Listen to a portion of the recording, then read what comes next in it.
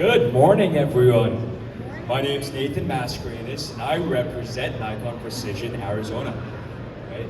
And I'm here today to expound on my journey at Nikon. And to best do this, to best paint you guys a vivid picture, I'd like to take you all back in time. So let's strap on our seatbelts, because here we go. Looks like I went too far back there. That's me during the Renaissance. Huzzah! So back in 2019, I graduated Arizona State University with a mechanical engineer's degree in my hand and a sprightly stride to want to go out there and change the world. But I didn't quite know where best my puzzle piece fit into the frame of industry. And that's when Nikon came knocking, and I, just like most of you in the audience, thought Nikon was just a camera company. The one that made the DSLRs, the one that made the point and shoots.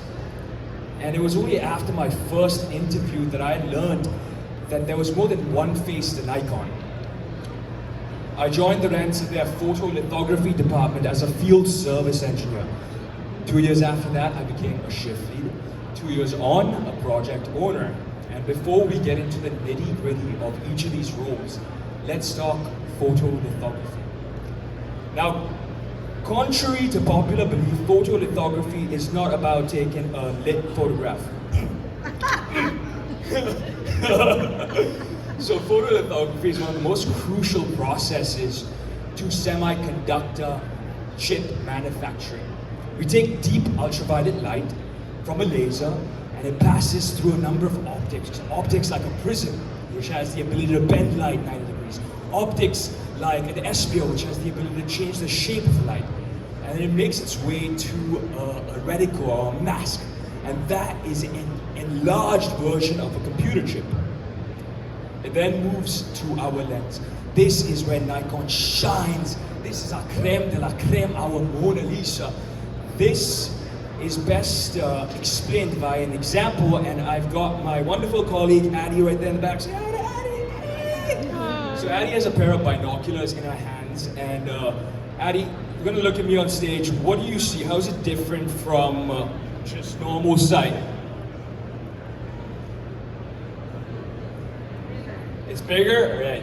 Now I want you to flip those binoculars around, and then what do you see? All right, she says it's smaller, right?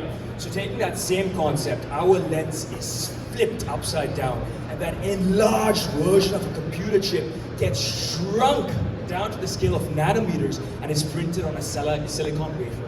And that, in a nutshell, is photolithography. Back to the nitty-gritty. As a field service engineer, my role was to ensure that these scanners, these photolithography devices, were working at tip-top condition. We are printing at the scale of nanoscale, so it has to be at that level. So if a prism, for example, an optic had degraded, we would put on a bunny suit, go into a fab, and actually swap out that part. I was also in charge of installing and modifying these tools in the field. Now, 2 years after that, I found myself in the role, very grateful in the role as a shift leader. Here is where I learned how to lead by example, how to manage emotions, expectations. One of my core duties was to just like determine the capabilities of the individuals, field service engineers on shift, and also the demands of a job and match them up.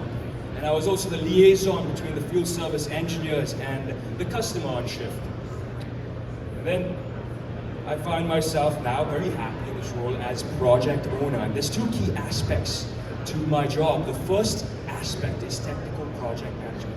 And here is where I chart out the course of any modification work, that is swapping out that prism we spoke of, and I create Gantt charts for it. I create action plans for it. And a second aspect of my role at Nikon is change management. I have 3 projects here. The first one is Project Leopard. So Project Leopard, we are trying to incorporate agile methodologies within our service operations at Nikon. Think of it as a Kanban. Kanban is the Japanese word for signboard.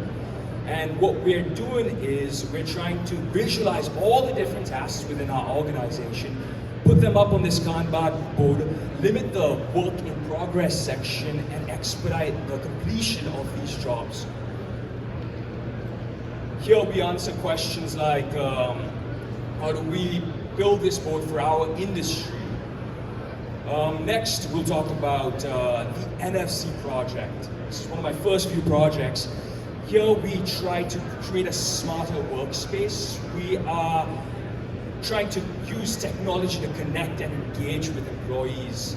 I and Nikon, we're trying to use near-field communication tags in tandem with our smartphones to help identify the dozens and dozens of different tools we have at our customer sites. And finally, well, I guess it got cut short. Finally, we have Project Coop at the bottom right. So Project Coop is one of my favorite projects. So we took a cue from companies like Alphabet, companies like 3M, where they have a 80-20 rule. And what it is they've created a creativity and innovation program where they allocate a certain amount of time for innovation. And the results were astounding. Post-it notes, Google Earth, Gmail were all born from such a program. And Nikon is taking another step into this sphere of entrepreneurship. And here we ask questions like, how do we create these pathways for individuals to be creative, be innovative, and how do we engage them to really push past the barrier of challenges that sprout up so it can be successful? And yeah, that's my final project. With that, since there's not much time, and seems my slideshow also got cut out, by the way.